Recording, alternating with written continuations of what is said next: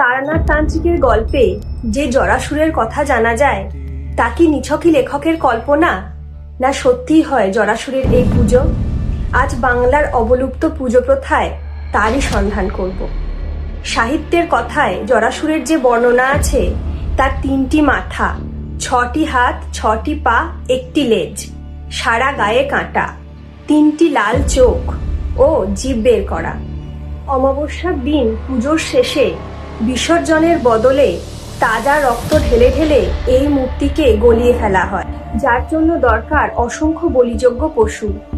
যার সুস্থতা কামনায় এই পুজো করা হয় সে সেরে উঠলেও যিনি পুজো করান মৃত্যু হয় তার।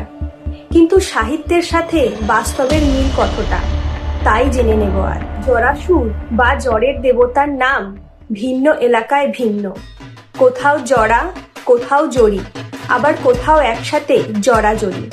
জরাজরি হলো ভাই বোন। 1858 সালে যখন বাংলার বুকে ম্যালেরিয়ার প্রকোপ বেড়েছিল তখনই জনপ্রিয় হয়ে ওঠে এই পুজো। কারোর যদি একটানা জ্বর হতো, ডাক্তার বদ্যি দেখিয়েও সে জ্বর না কমতো, তখন এই জরাজরির পুজো করতেন বাংলার মেয়েরা। মেয়েরা চিড়ে জলে ভিজিয়ে ছোট ছোট মূর্তি তৈরি করত।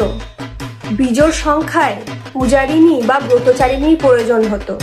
পূজার উপকরণ চিড়ে ভাজা চাল ইত্যাদি গ্রামের দরজায় দরজায় ঘুরে ভিক্ষা করে জোগাড় করত। পুজোয় বলি দেয়া হতো পায়রা, কখনো কখনো পাঁঠা। আগে মেয়েরাই এই পুজো বা ব্রত করতেন, পরের দিকে পুরোহিত।